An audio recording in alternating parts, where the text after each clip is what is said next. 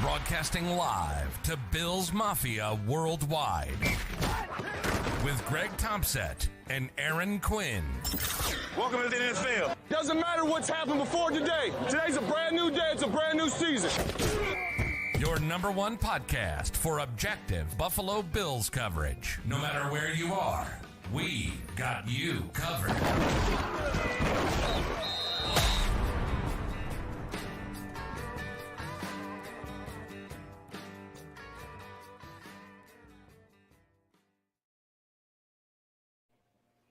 Good evening and welcome to the Cover One Buffalo podcast. You are joining your host, Greg Tompsett, along with my partners in crime, Anthony Prohaska and Aaron Quinn. Aaron, how are you doing? I just knocked my headphones all out of whack.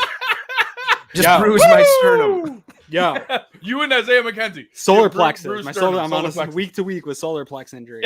I don't know where solar plexus are. Guys, I've been retweeting myself all the last couple of weeks of saying none of these playoff scenarios matter. Nothing matters to me other than beating New England. It's done, guys. The Bills just beat the New England Patriots in Gillette Stadium, and we are here to celebrate with all of you. The chat is going wild. Get in here. Let's celebrate this. Maybe we were talking about this on the preview show, Greg. The biggest AFC East game in our lifetimes. Legitimately. Like, I even went back and played around in the 95, 96, 97 area of the end of Kelly and Bledsoe on their run. I couldn't find one. This was even the biggest AFC East game I could find in like 25 years. Maybe up into the Marino Kelly. Yeah. Yeah, there was one in that like the 4 straight playoffs. years where like the winner of the second game was going to win the AFC East. That's like that would be the closest or best. So first, I'm going to pay some bills real quick. Shout out to Colby Development for the marketing decision of the year to choose to sponsor this show, the New England Patriots post-game show. Just an unbelievable decision on their part, and shows you how great it can be to sponsor the Cover One Buffalo podcast. But Colby Development is a commercial real estate company offering a variety of services in the Buffalo area. Their customer-centric approach makes your commercial real estate experience gratifying and memorable. With projects grand or small, Colby Development is your strategic partner. Visit them online at colbydevelopment.com because they're freaking geniuses for sponsoring this show. Obviously, they're going to be geniuses with you. Anthony, I'm going to crack one from our next sponsor, Uncle Jumbo's. While I drink a good portion of this, you let us know how you're feeling. Embarrassed. Just get him for out the Patriots and just Patriots fans. You almost made me spit out my Uncle Jumbo's, you jerk. Dude, I mean, like, there's very few things that feel better than a good, solid victory against a team that you hate, against a fan base that's just all fan bases are not great when they're really hyped up, but Boston fan bases are not ideal. They're quite obnoxious. They are not fun as human beings. And I say that as a Boston Red Sox fan. I wasn't even going to bring it up today. I was going to let it start. Weird. In fact, the only thing that'll make me feel better when the Red Sox lose is I'm like, there's a ton of Patriots fans that like the Red Sox. So they're miserable today. And so they're unhappy. Yeah. And then you got Christmas weekend. So there's all these things that are adding on top of it. And then, as Aaron mentioned, like the importance of today's game. Win and you control your own destiny in the AFC East, thanks to what the Colts did last week against the Pats. And then you add in all the further things of the narratives that were being pushed around about how great Mac Jones was and how great this Pats team was and how the Bills were falling apart and were they even going to make the playoffs and all the math and all the numbers and so on and so forth. And none of that matters really right now because the Bills walked into New England, into a tough environment against a good defense. They won with talent. They won with scheme. They had strong performances from the best player on the field in Josh Allen. They had strong supporting cast plays from multiple guys on both sides of the ball. And we're sitting here in fun Christmas time with good spirits and good people. And the Bills control their own destinies. This is what Christmas is all about, right? This is what Christmas is. This is what Christmas is. It's just such an amazing feeling. Aaron, we're all going to have chance for multiple victory laps here on many things and a couple L's. I can take an L on a couple. I'll take an L.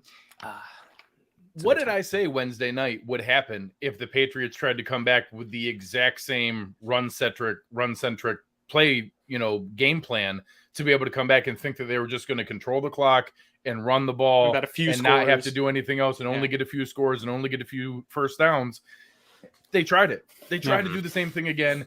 And we said, I don't know if you're going to be able to control them and hold them to that few scoring. man, it was amazing to see it play out the way that both of us predicted.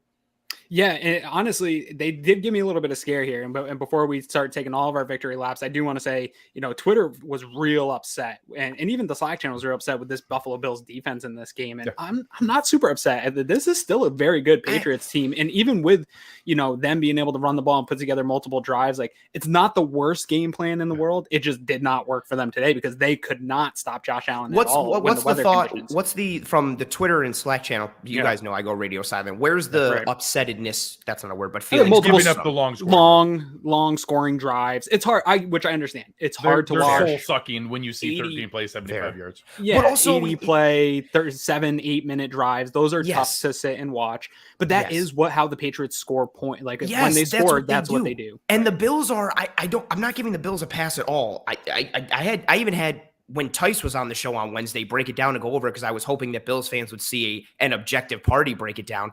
Right. It's hard to consistently stop the run when you are a smaller, faster, one-gap penetrating defense like the Bills, and you are going up against a bigger, stronger... One of the best offensive lines in football. Correct. They have talent, and they're bigger and stronger, and they run gap scheme and can move you out of the way and do things. The Bills' defense... That's going to happen when they play running teams like that. The Bills are going to give up some plays. They're going to get gouged, but then they're also going to get stops for -1 and -2, stops at the line. That's who they are. The Bills cannot be that other than what they are. And it's so hard. Do you know how hard it is? Every single play to run a proper gap exchange and properly. That's what they bank on. That's what the Patriots are banking on. Is you're going to mess up more times than we are. And the Bills aren't going to do that. They still want to keep the light box, which means you have to be even more perfect. Like this wasn't a perfect performance, but that's just. But at some point, when the weather conditions are not extreme weather conditions, you're going to have to put the ball in the air, and that's where being the number one pass rated DVOA defense comes into play, and we saw that.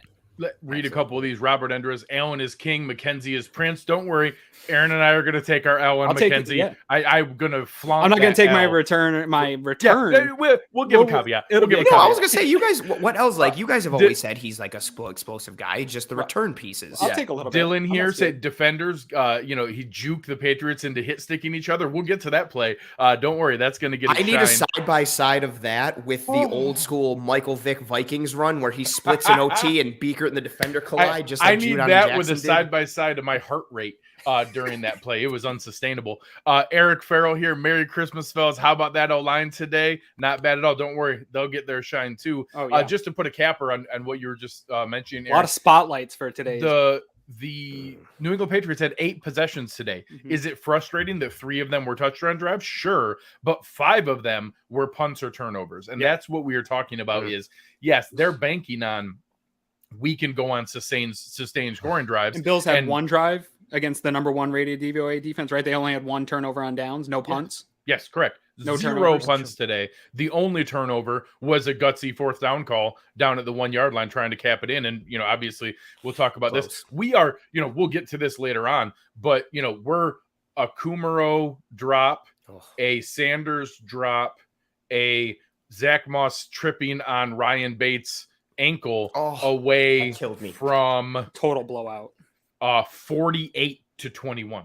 We saw 48 points on the field. I mean, you assume that they scored that 3rd touchdown drive. If the Bills put up 2 touchdowns, Mac Jones is putting in the air a lot more, and they're not able to bleed a 7-minute drive. So it could have even been even more out of hand.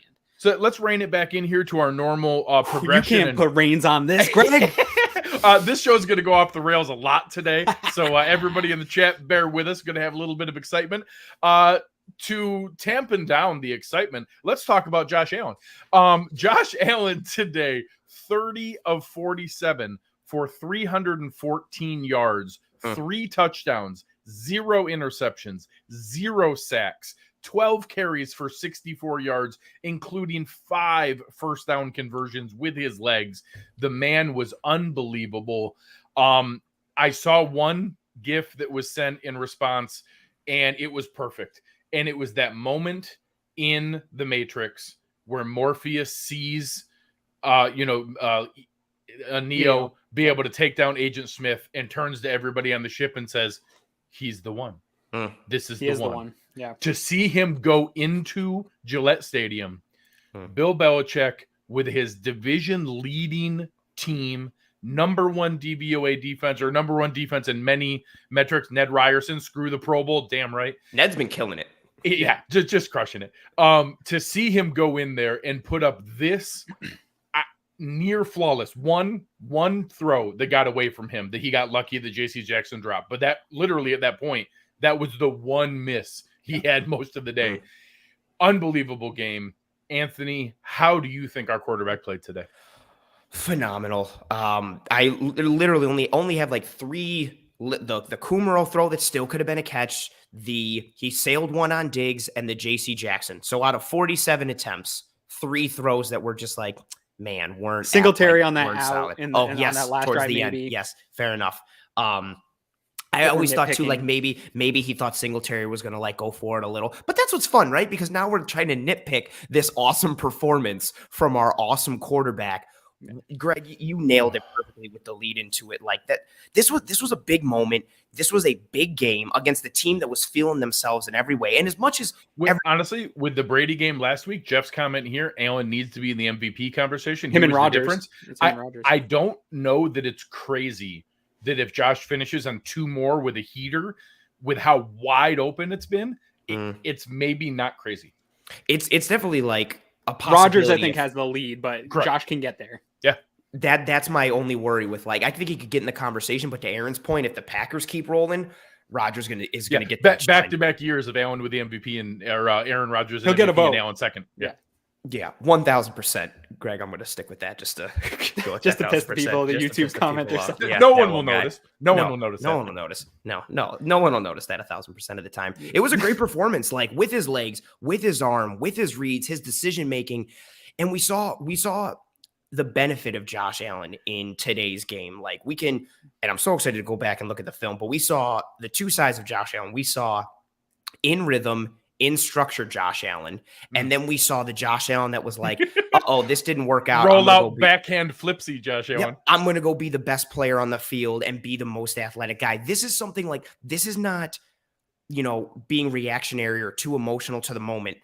Josh Allen has done this before. He has taken games over, and this is something that I think a very fair amount of us, like in the high 90s at this point, all recognize, knock on wood, Josh Allen is the franchise guy. He's one of the best quarterbacks in the league, so on and so forth. But it's still nice to see those performances when you have someone just take over a game. And it's awesome to see someone be able to do it with his arm and his legs and his athleticism, because it adds so much more. And he did it in a variety of ways. And we saw it affect the Patriots. That the first touchdown, the one to Isaiah McKenzie on that 4th down, the Pats didn't even really rush. They kind of gave that muddled rush because they didn't want to give Allen any scramble lanes. And their spy was working in several of the plays where Josh had to throw away, where he was going to try to scramble. That they had some things going early with. It was kind of an 8-man where they send 3, but really one of the 8 was a spy and playing the short zone. It was working for a bit there. Yeah, they contained Allen. Belichick knows what Allen can do when he gets off script and escapes out of the pocket. They aim to not allow that to happen. And then Allen figured out ways to do it himself based on the coverages he was seeing from New England. Dable found some ways to script some of that and take advantage of his legs and allow different adjustments and plays to be made mid-scramble and mid-boot and roll out with just really good play design. And it comes down to Allen executing. If Josh Allen is on, a lot of the other flaws and issues that we have with this team suddenly get glossed over a little bit if Josh Allen is on today. And he found different people in different moments. He was able to work the defense, a defense that is, 1, a very good defense. 2, came in with a bit of a different game plan versus how they played the Bills the first time, which rightfully expected because of how the weather was that first time. Josh played great, and we could have easily seen that Kumaro throw get him down, or maybe that missed throw to JC Jackson. Like, as Bills fans, I'm sure there were so many out there. How many were thinking, here it comes. We're up 26-21. We're going to lose. We're only going to be thinking about that Kumaro miss and this and that and blah, blah, blah. Nope. Josh just makes a play on 4th down. Like, he just kept making plays within structure and without. That is a huge, huge thing for this team, because that glosses over all the other errors, which the Bills will have from time to time, and the Bills aren't perfect. If your QB, your stud guy, is making plays nonstop, just like Patrick Mahomes, just like Aaron Rodgers, just like any other top-level QB, everything else is suddenly a lot easier and a lot better. And a huge moment today. It's not like it happened against the Jets. It happened in Gillette, in Foxborough, against the team that the Bills needed to beat. He wanted it. We got it. Huge, huge, huge, huge, huge. So, Aaron, before we get your thoughts on Josh Allen, Thomas Mulcahy here saying, I'm here for all the Dable complainers to apologize. Aaron got to bear witness. I refuse to participate in that. In legitimately one of the low moments as the Patriots got back into this game and, scored a touchdown to tie it up and then kept getting back into it. Our friend Drew Gear from the Rock Power Report had a low moment and went at it in the DMs for a while. And Aaron will attest to this. Nonsense. I lost it a little more than I normally do. Like I took the gloves off a little bit more. Normally I'm kind of dismissive and tell him, hey, settle down. We'll talk after the game. For some reason, it struck me just barely wrong. And while I was doing that was what's probably going to be my West Herd drive of the game for the touchdown drive. And it was just exquisite to see it happen in real time as he was frustrated with Brian Dable as he calls this immaculate touchdown drive with awesome, jet motion action and all the different things that he had going off of it. It was fantastic to see in real time. And it was fun to see many others melt down like that on Twitter as well, seeing their frustration come back in their face immediately. Today was a great day by Brian Dable, and I will wave that flag tremendously. Yeah, absolutely. To touch on some of the points that Anthony just made, one, I was on Sportsnet the other night talking about this matchup, and they had asked me, they're like, Bill Belichick takes something away from every team and he tries to limit them. And with, Gabe Davis being on the COVID list, Beasley, like they figured this was going to be really easy. And they asked me, they're like, what, if you're Bill Belichick, what is the one thing you're trying to take away? And I had referenced that Hard Knocks where the Colts were getting ready to play the Bills and they were talking about Josh Allen and they're basically saying, hey, if we can keep this guy in the pocket and force him to beat us from within the pocket, that's how you beat this Buffalo Bills team. And I think that is everyone's game plan to go out and beat this Bills team. And I do think that the Patriots, for the most part, did that, except for Dable drawing up some of that boot stuff and Josh slipping out later in the end of that game. And Josh Allen picked him apart. He said, okay, the offensive line gave him enough time to do it. He found the open guys all day long, mostly Isaiah McKenzie, and was able to 30 completions. Yeah. 30 out of 47. From within the pocket. And to me, that is the most impressive thing and that's what I said. I said, you're going to try to take Josh Allen away that way. And I don't know that is really the book on the Bills. I think that's a book that is, hey, how do we try to slow down this offense? We do that, but I don't know that you can sit back and let Josh, for lack of a better word, let Josh cook sitting back there like that. And I got one hot take that I want to read a couple of these real quick. Go before ahead. you do that. Rantingly unbelievable play and composure from Allen today. His most complete game of the year. Justin with a great call that we will get to later on. A theory that Hyde and Poyer get snubbed because they're both good and there's no contrast to distinguish them. That's a great play. We'll get back to that when we talk about the defense here. And then another one here from Craig McDowell. Josh had his best game when we needed him most. This is a great sign going forward. Can't agree more. Absolutely. Back to your hot take. Well, before I get to the hot take, real quick, without two of your better wide receivers, a makeshift offensive line that got maybe you thought worse after Bakker went down, but maybe not worse. And he still put this team on his back and had a great performance against one of the best defenses. So Walter here with another coaching masterpiece by Belichick suckered us into not punting all game and completely taking away our main weapon, Matt Hawk, completely out of the game. Matt Hawk's best day as a Buffalo Bill. Obviously, by far, he held every single kick. All of them went through the uprights. He was flawless today, 5 for 5, and was never on the field again. It was delightful. Some of the best outside of the great plays Josh made too was the decision making, not taking big sacks to get them out of scoring position, not throwing the ball away a number of times. 3 throwaways that younger Josh would have been a sack trying to fight for more, or thrown it into double coverage, trying to force a ball that wasn't there. So not only was he making the big plays and playing some of the hero ball with the tosses and stuff like that and making those plays, he also knew when to dial it back. And the Patriots, what they're counting on is him to make those dumb plays more times than not. He didn't do it today. So my hot take though is I might be falling into the sucker of recency bias and all that stuff. And people can come at me all they want. I know the total size isn't there and that it was done for a longer period of time. I think Josh Allen's the best quarterback to ever wear a Buffalo Bills uniform. I do. Wow. I really do. I think I could feel the heat coming from my screen. Jim Kelly had way more talent around him his entire run when he was good with the Bills. Jim Kelly's still a great quarterback. Oh, yeah. Josh Allen can it can do more than any quarterback I've ever seen wear a Bills uniform. I'm going to kick you out of here one of these times. I swear to God. I really do. I think, just as far as players concerned, and if he can do it, this type of play for 10 years, it won't even be a question that he's going to shatter every statistic. He's already broken the single season statistics more. And I think he's going to continue to do that. My mom, in your face, New England, AFC East. Hi, boys. Yeah. Hi, Mom. Love you. I said the same thing to my 5 and 3-year-old, and we all high five. We got this, yeah. Cliff, our man Cliff Mail, is always supporting us all the time. Really generous. Appreciate you so much. Belichick knows and understands how great Allen is. Give McDermott credit for having all the boys on both sides uber focused and refuse to give in to the opponent's game plan. Absolutely. We'll get to McDermott's going to get a lot of credit tonight. Absolutely. Gutsy, we should have fired him, gutsy though. Play calls. Yeah, it's a good thing. I mean, it's a good thing they rehired him after firing him 2 weeks ago. Whitetown's here. We'll get into it in quite a bit. This is going to be a big topic in the offseason, maybe in the receiver discussion. Does this McKenzie game and the obviously COVID-19 IR spot for Beasley problem cause the Bills to move on from Beasley?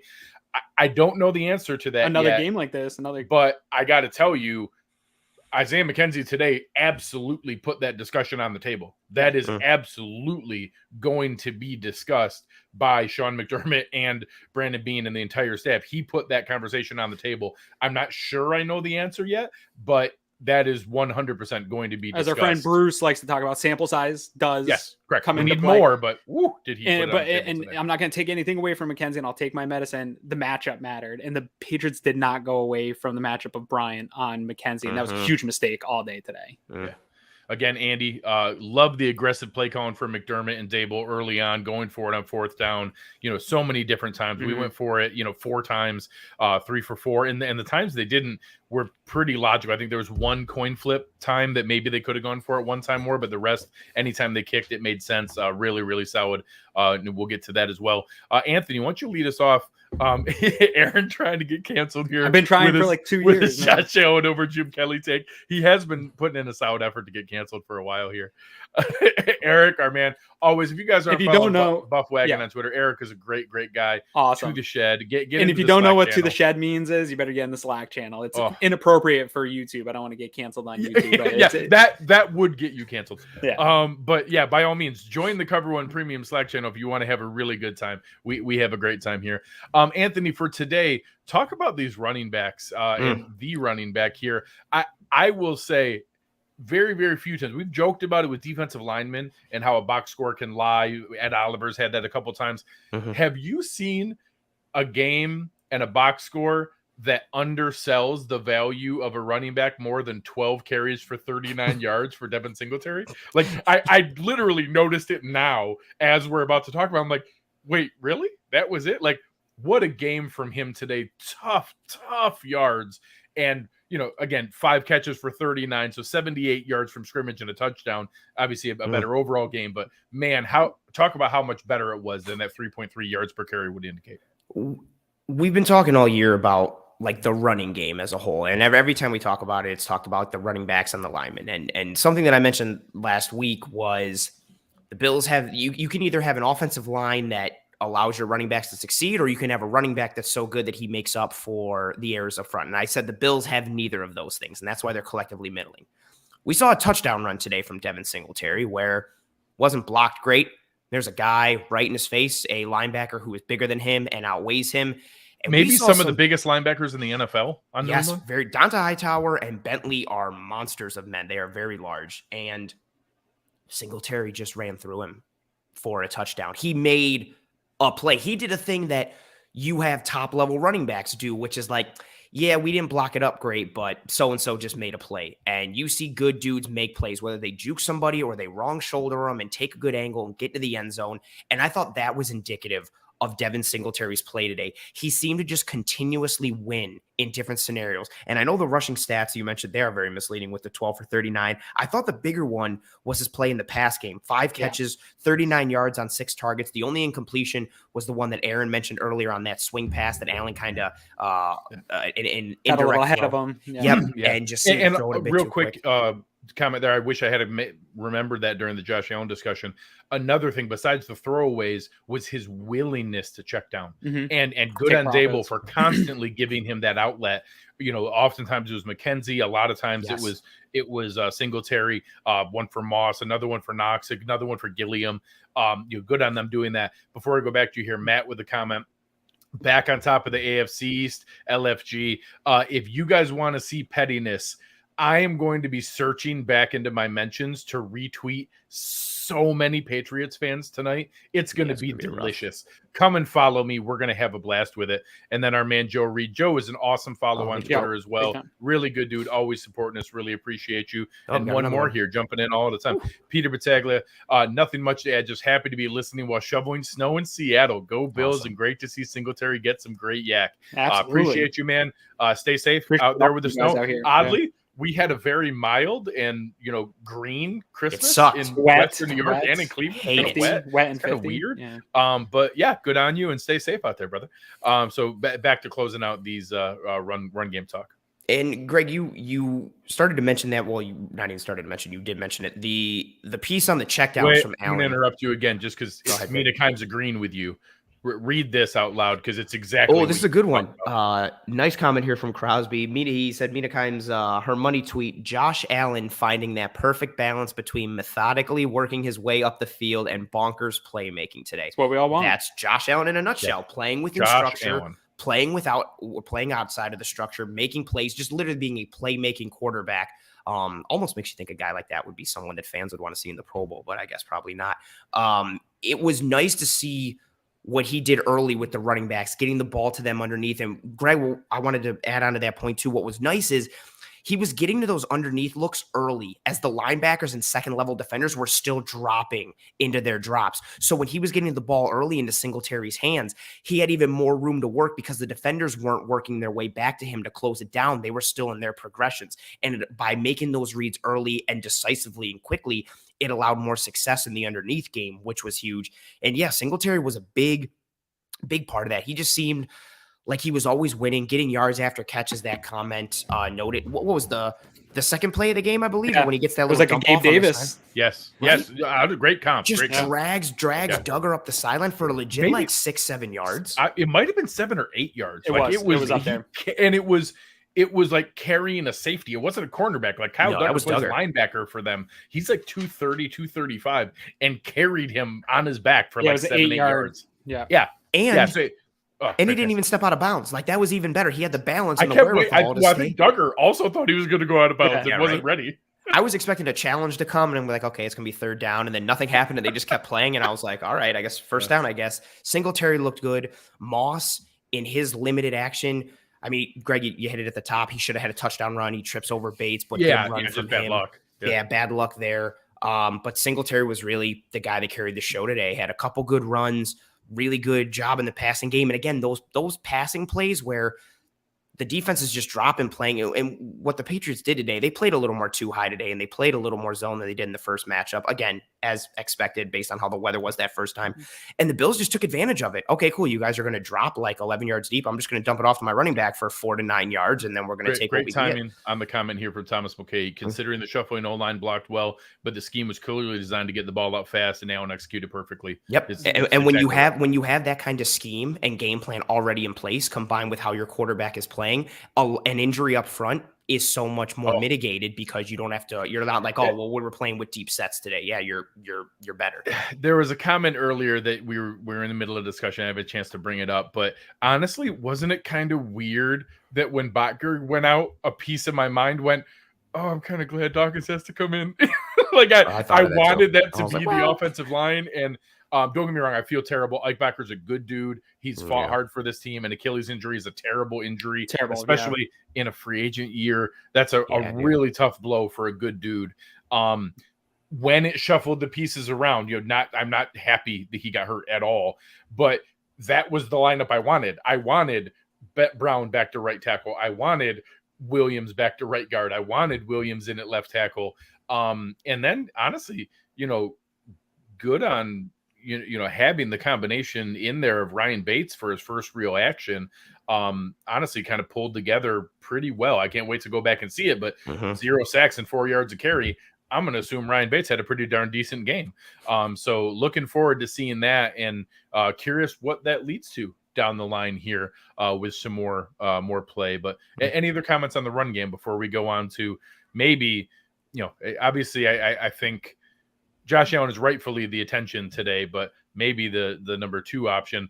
Tommy Miller here talking Diggs telling New England's fans off was the play of the game. There was a fair amount of chirping and talking. Josh Allen waved to the fans after that final touchdown to Knocks.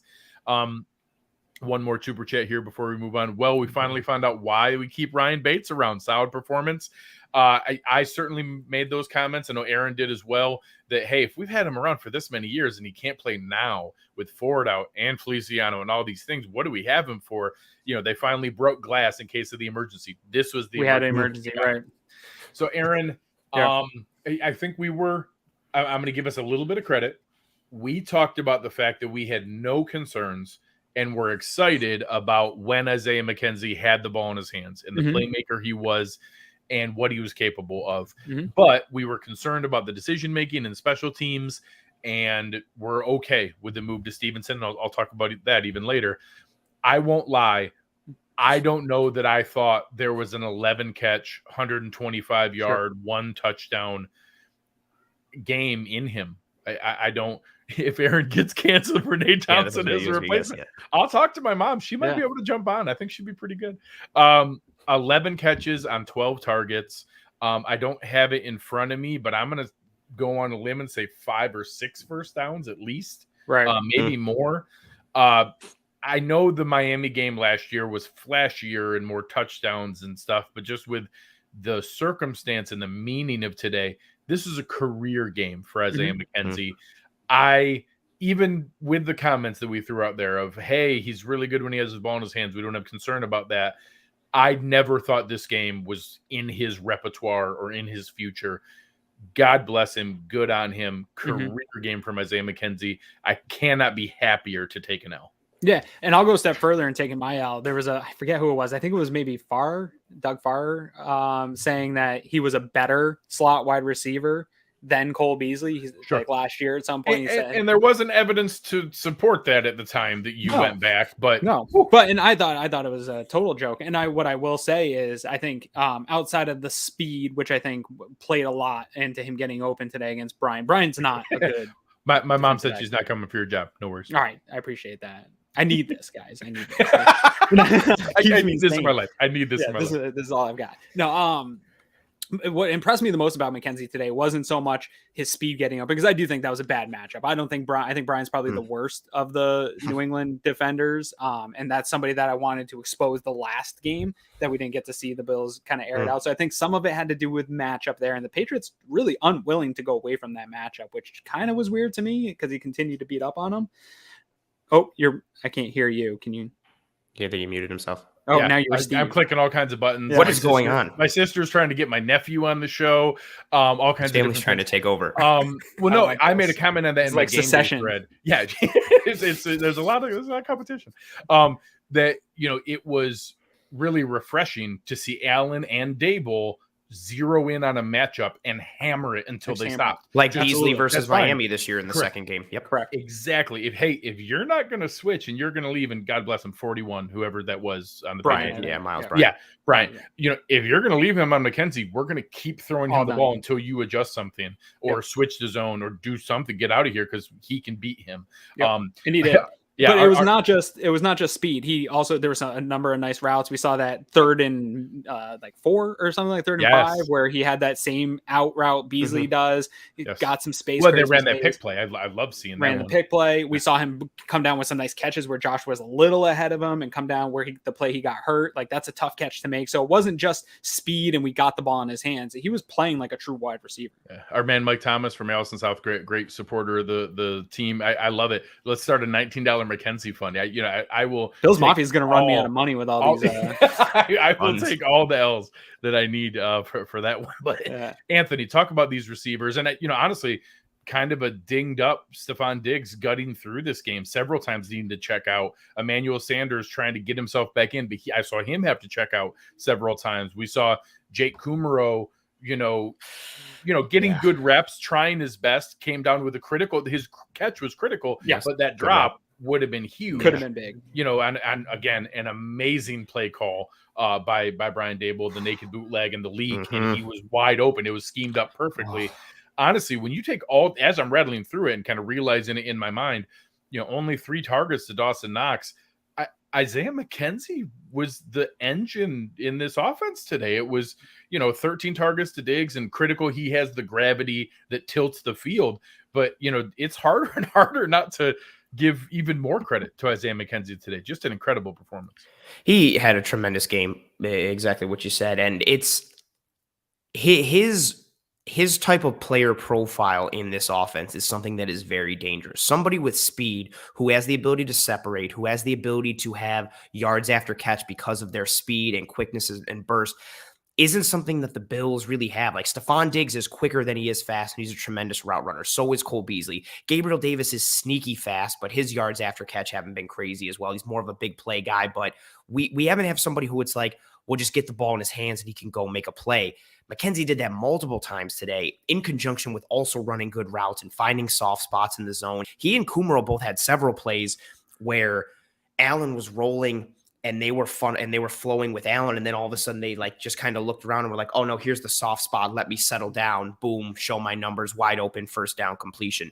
And that's something that speaks to the coaching that the group as a whole has received. When you've got guys that are down the depth chart like Isaiah McKenzie and Jake Kumaro who are coming in and understanding, okay, here's where the soft spot is. Here's how I read the defense. Here's how I make myself a quarterback-friendly wide receiver play right now. We saw several plays from those guys today. And then, the engine that drives it, McKenzie had 12 targets. Diggs had 13. Singletary was third on the team in targets with 6. It was Stephon Diggs when Allen needed to. And then when the Pats were like, no, we're either putting J.C. Jackson on him or we're going to double him, someone else is going to have to go make a play. Isaiah McKenzie made play after play. And that Aaron hit it too, like that mismatch opportunity, right? And I don't want to say that and knock McKenzie's performance. Take it away from him. No, nobody's trying to do that. Correct. No, not at all. But it was a huge mismatch. This Pats defense, Greg, we spoke about it with Bentley and Hightower. This isn't an overly fast defense. They're well coached. They're big. They're physical. Maybe the most physical defense in the NFL. Correct. Very, very much a high possibility that they're the most physical defense. And then they've got a safety in Devin McCourty, who might be the fastest defensive back in the NFL. High IQ too. Yes, high IQ. Smart. Plays fast and is physically fast. He cancels out a lot of things and makes plays on the back end. But this doesn't get the attention of an old school Earl Thomas, but does a lot of that Earl Thomas stuff. Does so much and is so technically sound combined with that speed. But other than McCourty, this isn't a real speedy defense, and it matches up well with what the Bills do because the Bills aren't an overly fast offense. They're more of a technically sound offense as well. So it's like strength versus strength. Then you add in a little sprinkle or a little wrinkle of Isaiah McKenzie and that speed, and it just changes the dynamic. And they did not switch, to Aaron's point, and the Bills took advantage of it. And it was nice to see him be able to execute for himself and for the team, but also what Greg, what you mentioned, keying in on a matchup, whether it was Daboll, whether it was Allen, whatever. The in-game adjustment and recognition to be like, hey, if they keep giving us this look, take it. We saw the same thing against Tampa Bay in the second half when they started using those pin and pull runs off those RPO looks, and they made the adjustment to say, screw what the look is telling you to throw the ball, keep it, give it to Singletary. We saw some explosive runs. Yeah. This is another game where we're starting to see the things that lent themselves to a successful Bills team last year. These drive-to-drive adjustments, quarter to quarter, snap to snap, however you want to phrase it, of real-time in-game adjustments and taking advantage of a mismatch. And sometimes it's as simple as that for the NFL. Sometimes it's holistic, like their secondary can't stop our passing game. Sometimes it's one-on-one when all of a sudden it's the Patriots did that to the Seahawks when Jeremy Lane went down in the Super Bowl and broke his shoulder. And all of a sudden they were like, okay, that third corner can't cover anybody on that left side. We're going at him every single play. The Bills did it here. Awesome job from Isaiah McKenzie, but because of that big picture, 1,000%. Taylor's comment matches perfectly here. We beat the Pats with what the Pats let us beat them with, and that is a normal Pats game plan. They are a team that will wear it out until it's gone. in case you don't remember the 36 straight run plays that we faced that Monday night, regardless of the conditions, a lot of teams don't have the discipline to do that every time and to not try to mix in some, especially when you're only getting, what was it? 11 first downs. You're punting. Yes. It's hard to stay that discipline. Yes, absolutely. And another one here from Thomas Mulcahy. Given how Cole was clearly beat up early in the year, McKenzie should have been getting reps then. Also, neat to see Gilliam get in a catch. I got a lot of that today, and I tried to turn people back to, hey, let's focus on today. We'll have time to talk about that Tuesday.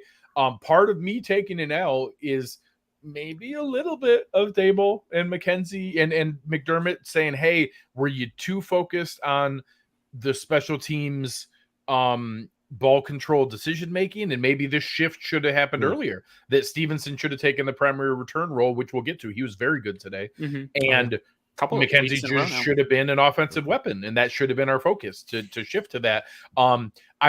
It doesn't matter. It doesn't matter. We are where we are. We now know that we can utilize him moving forward. It's certainly fair to wonder that going forward, is that, hey, maybe there was an opportunity, but again, no need to production matters. I think it's easy for us to sit here in hindsight after a huge performance like that and say, whoa, man, we should unlock this way sooner. A lot of times, this is a conversation we have around draft time every year, where it's like, hey, let's get this maybe potentially awesome player that I see in college, but then their coaches usually go with where they've seen proven production. I'm not going to knock a coach for going with proven production. And let's also not, the other team gets paid too. Very true. And let's also not knock, like, I know a lot of people are happy because they like McKenzie, and people are down on Beasley for a variety of reasons. Let's also not forget that Cole Beasley is still one of the best slot receivers in the NFL. And when he's going good, he's like definitely like almost he had those moments in the Tampa Bay game where he was very, very good. And he helped key that comeback. And there were several times we broke it down in the film room this past week against Carolina where he was just getting open and doing ridiculous things against a good Carolina secondary. McKenzie had a shine today and did very well, and that is awesome for him. Cole Beasley is still a very good receiver in this league, especially when healthy. What a great problem to have depth. There you go. Well, do you remember a couple years ago, guys, when we were like scraping practice squad to hopefully get Duke Williams? And we were hoping that Robert Foster could be like wide receiver one. We were all like, what a great problem to have. Man, to Rick Rodgers. So one thing I want to kind of pivot here as we go into the offensive line, but we're talking about the skill positions, is Dawson Knocks, guys. Dawson Knocks had a nice day today. And it wasn't just in the pass game. More so. It was less the pass. It was less. More of his value was blocking. Some of those rollouts where he was one-on-one with Judon. And again, I think the Pats were trying to keep Josh Allen from running, so I don't think they were rushing full steam ahead. But he had some nice moments in this blocking and in that pass protection and having him in there. And that was one thing that I wanted to see him improve upon. I knew he could be a dynamic weapon in this offense. It was, can he also become a good blocker? Because that's something we forget about as a tight end, is the amount of blocking that they have to do. And so he's really rounding into a full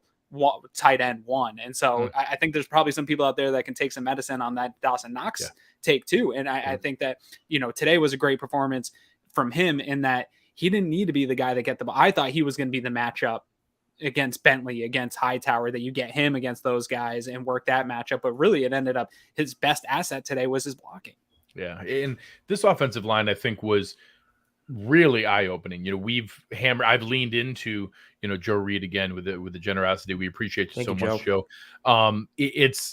I've leaned into that domino effect comment that I made before, and the cascading effect of the offensive line and what it limited. I wish I knew what happened today and how we bottle that and, cling to that the rest of this season, because I will tell you, this is a legit defense. This is a very legit front seven. And if the Bills get the blocking they did today, the Bills can win the Super Bowl. That is not an exaggeration. That is not hope. That is not wishful thinking. If the Buffalo Bills get the offensive line blocking they got today, the Buffalo Bills can win the Super Bowl.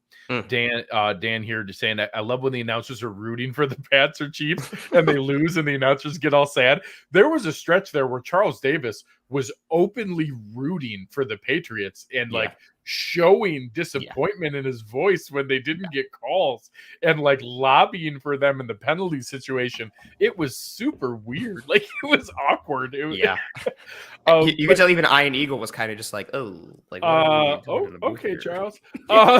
So back to the offensive line here. Aaron, talk about these guys. One, practicing all week at different positions, getting a last-minute swap back to the other side, not putting him in when they probably had to wonder, are they going to put Dawkins back in? Then early on in the game, we lose Ike Bacher and have to switch again back to the positions they had thought about, but didn't practice that all week and didn't set the protections that all week. To have a game, 4 quarterback hits, I don't think there's going to be a ton more pressures than that. It wasn't hit after throwing a ton, a handful, 0 sacks. I don't know how you could draw up a more impressive offensive line performance, especially when you add in who this front seven has.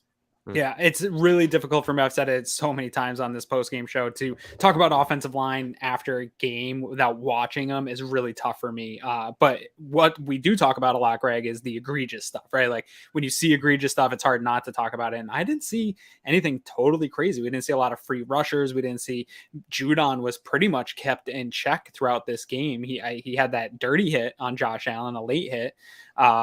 What does that say there? This game validates the Monday night Tennessee 4th down call for sure. Greg just talked about it this week, that results don't necessarily indicate whether or not the decision was good. And I want to talk about that at a timeout later. We'll get to the coaching and the pieces that come up. But this offensive line really impressed me today. There was a number of times, and I can't wait to go back and watch the film. There was a number of times where Josh was just standing back there, and some of them didn't even end in completions. They just ended in throwaways, but Josh had all the time in the world to sit back there on a number of dropbacks. And that is not what I expected to see today. I thought what we were going to see today out of the Buffalo Bills and Josh Allen was similar to the Jaguars game or similar to other games where it's just Josh running for his life, hoping to be able to get a play out.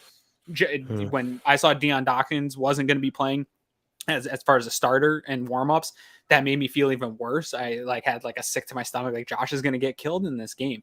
And almost the opposite happened. Like Josh had a lot of time, the ability to make those decisions, to find Isaiah McKenzie on those crossers. Some of those plays take time to develop. Some of the frustration that fans have had with Bills not taking shots downfield and stuff like that is because he hasn't had time for plays to develop this year. I would say perfect timing on this super chat here. I think the underneath passes early really held the Pats defense the rest of the game. Totally. The combination of Josh running and that underneath checkdowns, they were in this weird no man's land late, not sure. And they had a couple really well-timed blitzes when they finally got fed up with it. But Josh also burnt them on some of the blitzes as well. So it was damned if you do, really damned hard. if you don't. It's absolutely. like throw back to last year, Josh. Like there's really no, you pick your poison, he's going to win.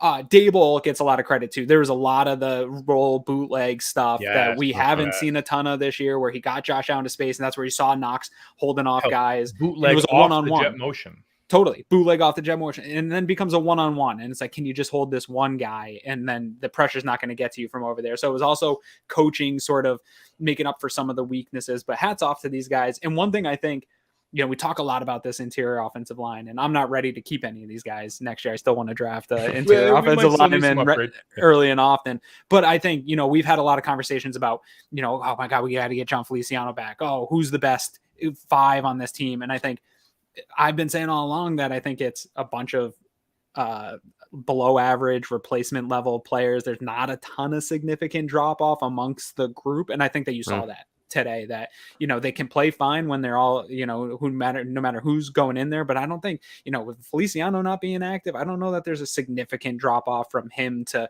Bacher to Bates. Like maybe there is drop offs in some spectrum of how good these guys are, but I don't think there's a significant drop off. They're all replacement level interior offensive line, but they had a good day today against, top defense in DVOA is no joke. Lawrence Guy, blocking Lawrence Guy and Godchow and guys like this, Matt Judon, these are like prime top NFL players. And so it's not like they went out and beat up on the Texans or went out and, we never beat up on the Jaguars, but a defensive line like that. By the way, apparently beating up on the Texans isn't easy because they knocked off the Chargers today, like 41-23.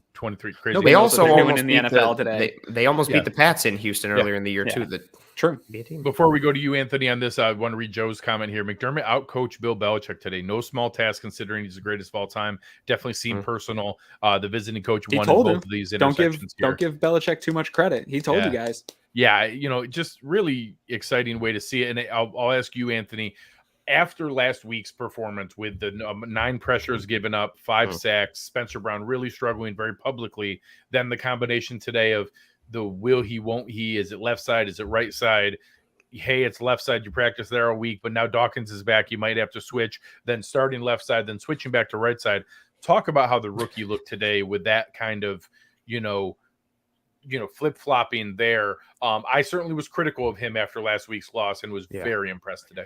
He got steamrolled, I think, by Van Noy at left tackle early in the game, and I was like, ugh. And then really other than that, he settled down, he solidified himself, obviously kicked back over to right. But to Aaron's point from earlier, I think, like, especially when you watch a broadcast angle, the less you notice offensive linemen usually means like they had a better game. If you're not always noticing like a guy on your screen, like, and if you are, that means like, he's probably getting blown up like every single play. Spencer Brown had a couple nice physical moments. He had some nice pulls. He had some nice plays that took advantage of his athleticism, and he really settled down in pass protection, as did this entire offensive line, who even before the Bodker and Dawkins, flip-flop there, they still were moving the ball with relative ease with this offensive line, which, again, is no small feat. Barmore had a couple plays today where he looked good, but Judon didn't really have a big impact on this game. Godchow didn't really do too much. The Pats defensive line, I thought, won a decent amount in the run game. But what I'm really interested to go back and watch the film for is the type of pass rushers that the Pats were using against the Bills. I don't know if the Bills' O-line was successful because they were successful or because the Patriots were trying to stay back and not really rush because they wanted to give Josh Allen no lanes. To go back to Aaron's point earlier of maybe the number one thing the Pats wanted to take away wasn't Stephon Diggs or something in the running game or passing game, but maybe the number one thing they were trying to take away was Josh Allen's legs. And so maybe that style of pass rush mitigated the impact they could have had if they came straight ahead. Because again, we just came off a game where, granted, I think Carolina's rushers from a pure pass rush standpoint are better than the Patriots with Burns and Reddick. They're some of the best, but they made the Bills look foolish several times last week. But at the end of the day, whether it was because of a game plan specific thing or just a level of play that rose up a little bit, I think, as all things are in sports, I think it was a little bit of both. The offensive line played well today. And when they, what was also, I think it brings this question up. It'll be curious. That's a huge one. Like that Lone Wolf asked just now, do they keep playing Ryan Bates over John Feliciano when he comes back? I think it connects into Aaron's point. Like everybody that's not Morse, Dawkins, Darrell Williams, or Spencer Brown, it's all just kind of like 6 of one, half a dozen of another. And maybe based on the matchup or game plan for that week, one might be better than the other. I've liked Ryan Bates a little more going back to his college days. I also thought what was interesting when I had Nate Tice on this past week, he talked about Feliciano's athletic limitations a lot, but then talked about his time with him when Tice was on the Raiders coaching staff when Feliciano was there.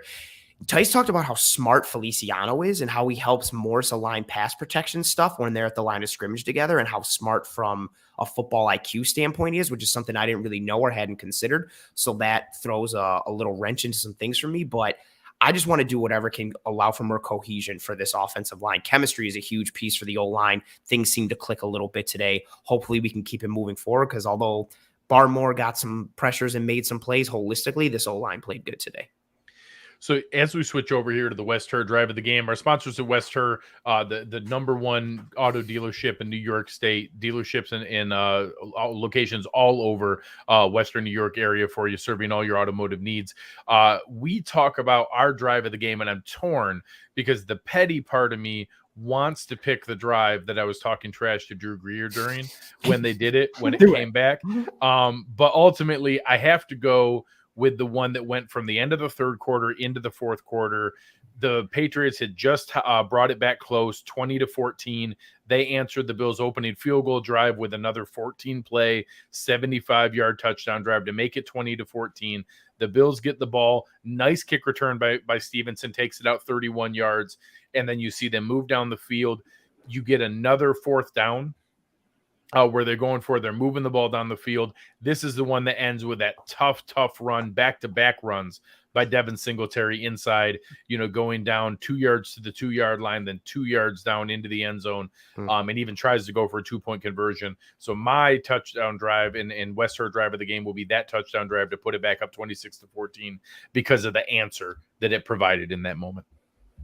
I'm going to flip it a little bit and go with the first drive of the game for the Bills. 13 plays, 61 yards, 6 minutes, 57 seconds. To me, that was a tone-setting drive for this game. We haven't seen the Bills start fast We've talked about what kind of front runners they can be. Yeah, and that when you get out to a lead, and Josh Allen's talked about it, getting those first points, having a halftime lead, like these things are important to the Bills. And even in that game against the Panthers, where I thought they mostly dominated that game, it took 3 drives for them to score. Like they couldn't get the ball in the end zone. And so coming out right away, setting the tone, we saw the physicality, which is from Devin Singletary. And it wasn't in the run game, but it was in the pass game. We talked about Brandon Staley talking about how important it is to establish some of that physicality. Nice reference. And I think we got that from the pass game with Devin Singletary. And then getting Isaiah McKenzie involved. He had a 3rd and 7 conversion on that drive, and he ended the drive with a touchdown to McKenzie. So I think that kind of jump started him in this game as well, and going to him in that matchup that we talked about earlier. So for me, it set the tone,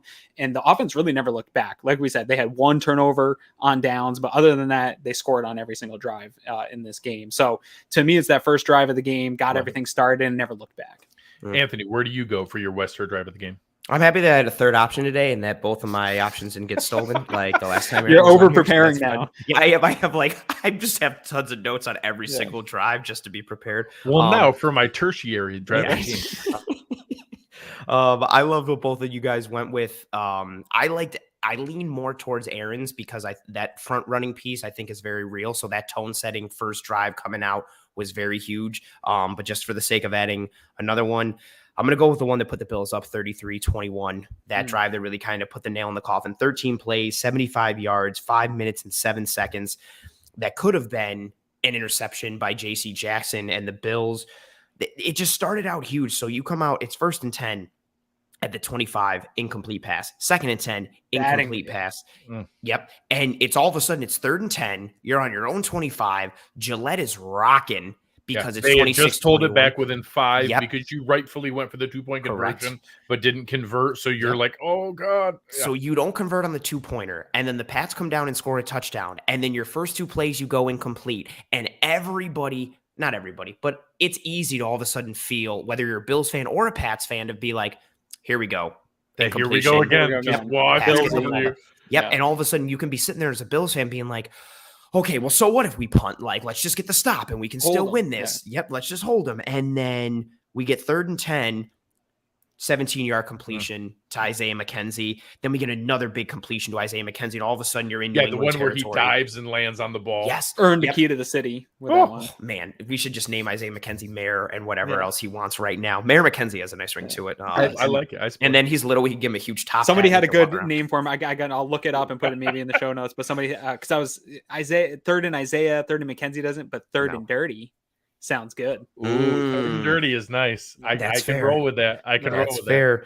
He comes up huge on that drive with Josh Allen, and then the play of the game for me, and I don't think I'm unique or alone in that regard. That 4th and 1 in the play action, and Allen just makes a play. Diggs blocks a little bit, but J.C. Jackson shoots the gap, and I said it jokingly, and there's 643 people in here, and I'm hoping someone has the video skills that can make it happen. And I know it's not as electric as the Mike Vick run, but Mike Vick had a run against the Vikings in overtime long ago where he cuts upfield, and Greg Beekert, number 54, the linebacker, and I forget who else, they both try to hit Vick, and Vick moves so fast that they collide into each other and knock down. And that's what happened with J.C. Jackson and Jamie Collins, who was chasing on Josh Allen. Get on those like buttons. Press that like button. Thank you very much. We just beat the Pats. Come on.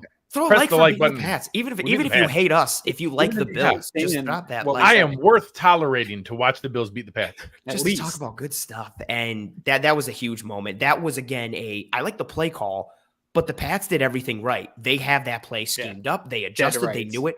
That was just your guy making a play. Yes. Like kind of like when you're playing the best, you have defense all set in basketball and it's good, and somebody just shoots from the logo and hits a 3, and you're like, okay, well, we did everything right, but he just made a ridiculous shot. Josh Allen made a ridiculous shot, and Bills go on, get a touchdown. For 20 years of our lives, every Bills coach in our lives takes the field goal there. Every single one.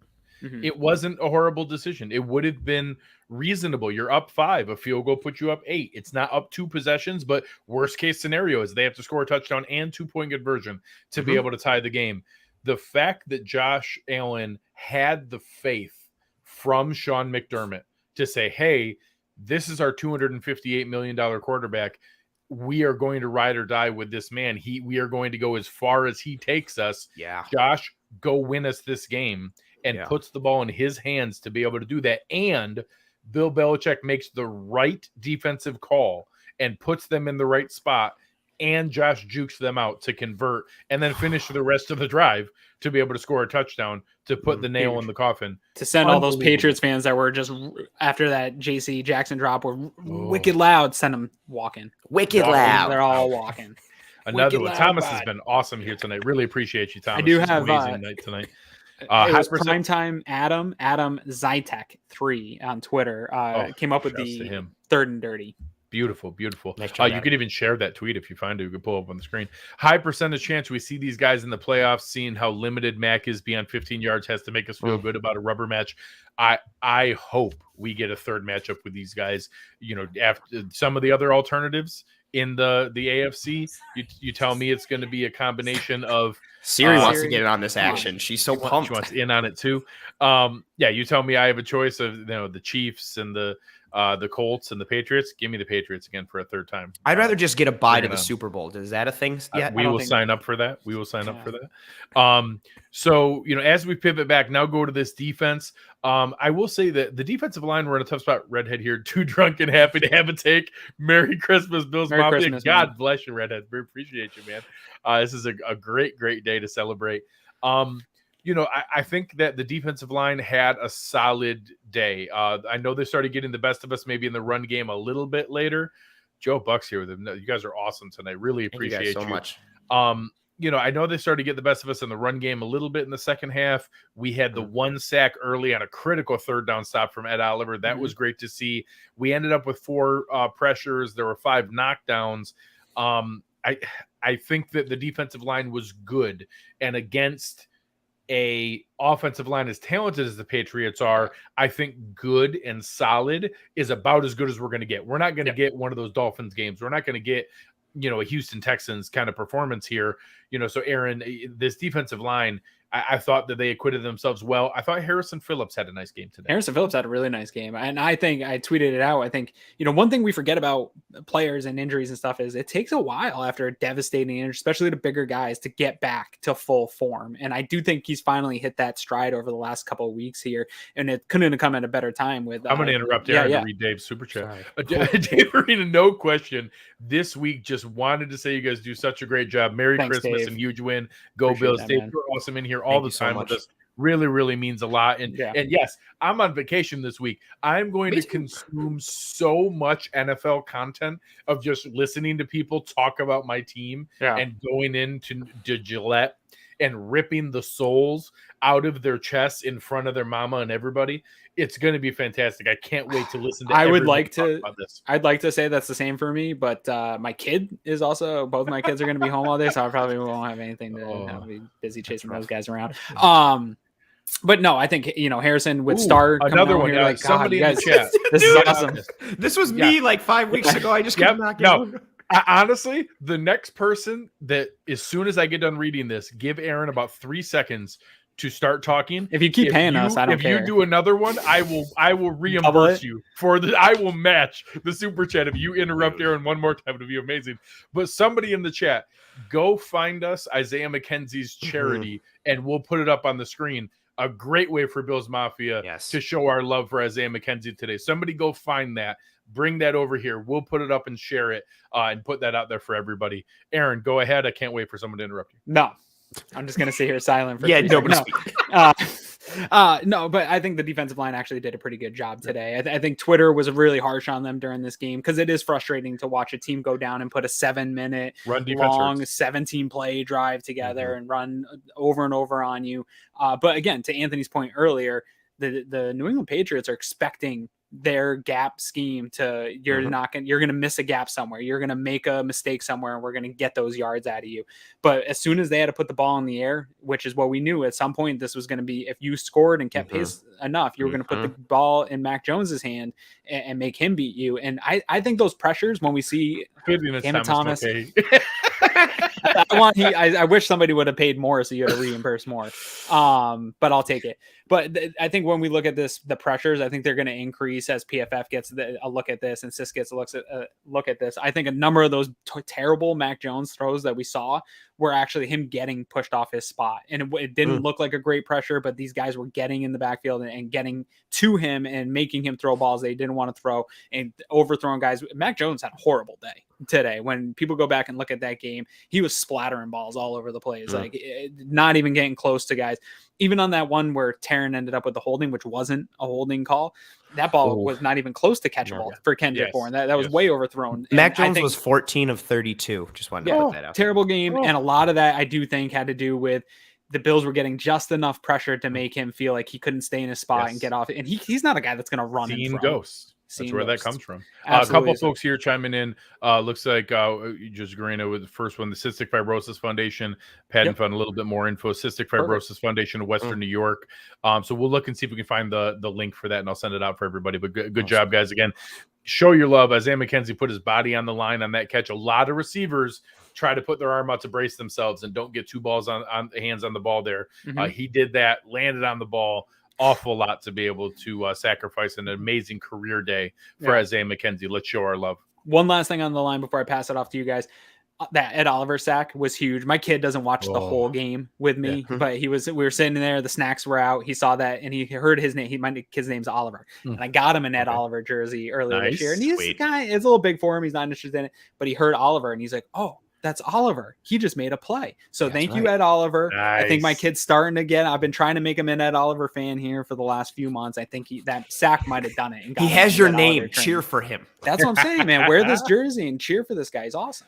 Yeah, I do appreciate you very much, man. Buffalo all the way this time. Appreciate you. Robert Edge, Mac Jones looked like he was playing JV. Really did. While Allen was playing like MVP. Really fantastic. Bumps just here to interrupt. Just trying to chime in and interrupt there. And, God bless him. That's the way to do it.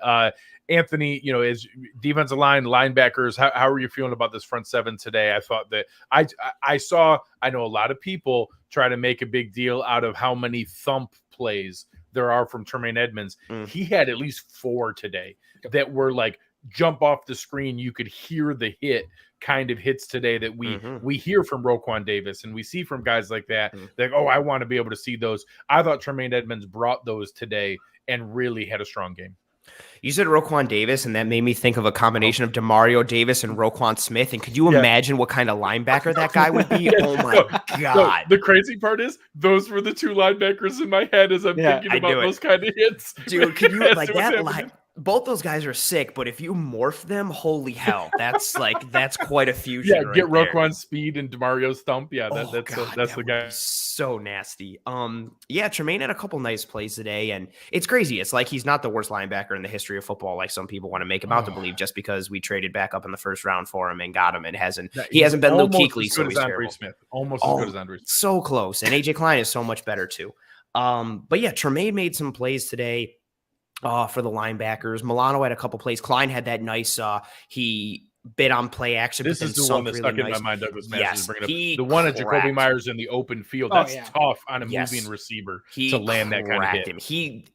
He stuck him in open field. It wasn't like Jacoby ran into him and he was just a brick wall. He met him and crushed him. That was a really nice play.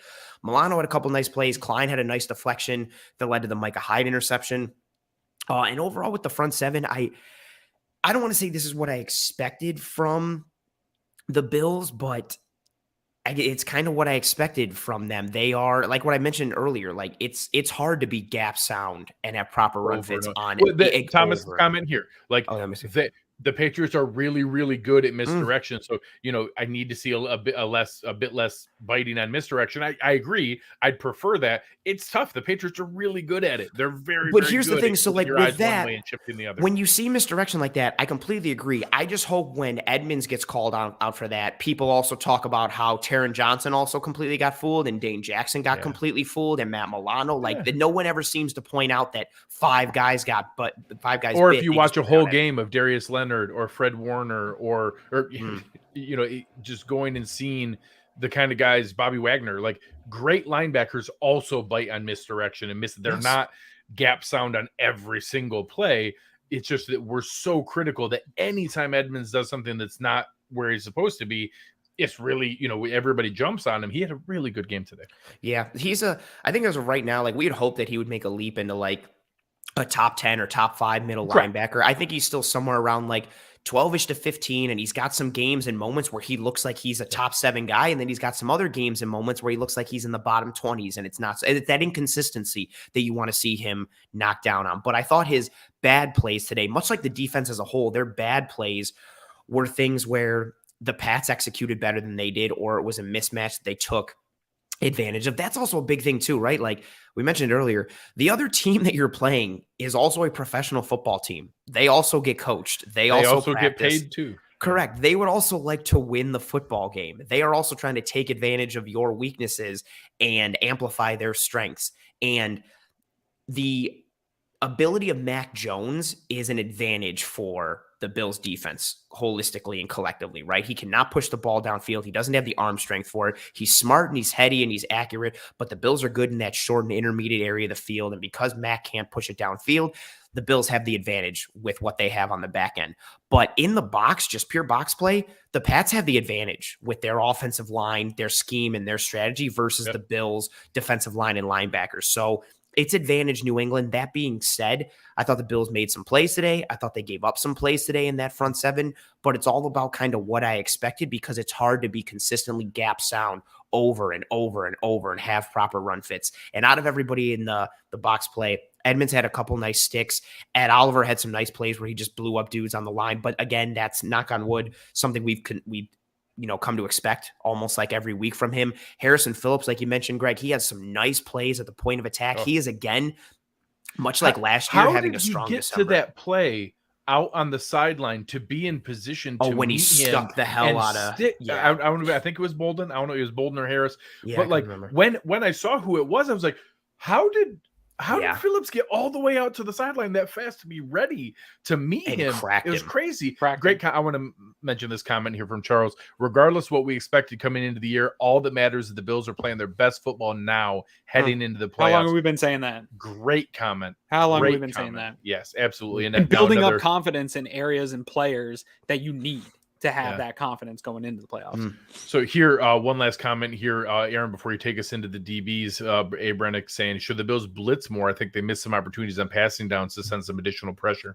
I think this team believes very much in the scheme. And that the scheme's going to win out more times than not. In the same way that we talked about the Patriots running scheme, and that more times than not, you're going to make a mistake and we're going to gash you. I think this Bills team believes that as long as everyone does their 1 of 11th, more times than not, they're going to hold you and they're not going to bend but don't break. I do think that they're not so much blitzing, but they bring pressures from different spots. We saw one where Mario Addison was out in coverage and it was bringing Tremaine Edmonds on a pressure. So I think some of those smart ways of bringing pressure is maybe what I need, but I don't want to see more blitzes because I think it is still a passing league. Maybe not so much against a team like the Patriots, but in a passing league, I think the biggest benefit to the Bills is that back seven in terms of their ability to cover. And I don't want to lose that back seven in terms of getting pressure. I think this team does get enough pressures. I know sacks is a problem and everybody wants more sacks, but every other statistic showing that their pass rush win rate's good, that they are getting a number of pressures. So I think that it's fine and they're disrupting quarterbacks to make bad plays. If you're not going to get sacks, sending a blitz just makes you more vulnerable. And some of these quarterbacks nowadays, we've seen you can't blitz. They find their hots and they're just going to make hay doing that. And also with that, to add on to and go through kind of your initial point here, even if we think the Bills should blitz more, they're not gonna turn into a blitzing team. Like the closest thing you're gonna get is exactly, Aaron, what you said. You're gonna get those simulated pressures where they're gonna put 6 or 7 on the line and they're still only bringing 4, but maybe one of the 4 is a linebacker and then they drop Addison or they drop Gregory Rousseau like they do so often. You're not all of a sudden gonna, maybe the game plan, you might see more blitzes of some kind. But the Bills are all of a sudden going to start. I'll give in the house. The one area we may see it, we're not going to all of a sudden start blitzing. I do like the mugged up looks where you have 2 guys in the A gap or guys overloaded on a side and they don't know which 4 guys where you're coming. You'll see our version. That. Yes, that is the Bills version of blitzing to do that. Real quick, Bleacher Report app just came across my phone saying Bills an exclusive club versus New England. Buffalo is the first team to beat the Patriots in Foxborough by double digits in consecutive seasons since 1995-1996. It makes my nipples hard to read that. Oh, yikes. The Bills are the first team since 95-96 to beat the New England Patriots in Gillette by double digits in back-to-back years. Oh, let it wash over you. Let it just bathe in it. Bathe in it, drink it up. Tastes so it's sweet. Absolutely amazing. Aaron, on that note, how disappointed are you that the Bills secondary held Mac Jones to 43% completion percentage, and he's no longer going to break the rookie record for highest completion percentage ever? Yeah, honestly, I think Mac Jones did a lot of it to himself. I think the pressures helped, but Mac Jones was really off today. He really was. I think some of it was pressures, but Dane got taken advantage of a couple of times in this game. I think some of it was zone coverage too. We'll go back and look at it, and he was fine. And Jacoby Myers had a nice game. He did. Yeah, he had a nice game. Some of it though was something that we talked about, and without Tre'Davious White in a game like against the Patriots, we talked about this in the preview show. They were 10th in the NFL in explosive pass plays, which not everybody was like, really? They are? But it was yards after catch. Even on the plays that they got burnt, they tackled. And that's really ultimately what matters. They didn't give up big explosive pass plays in this game where they were, a 5-yard slant and then somebody takes it for 30.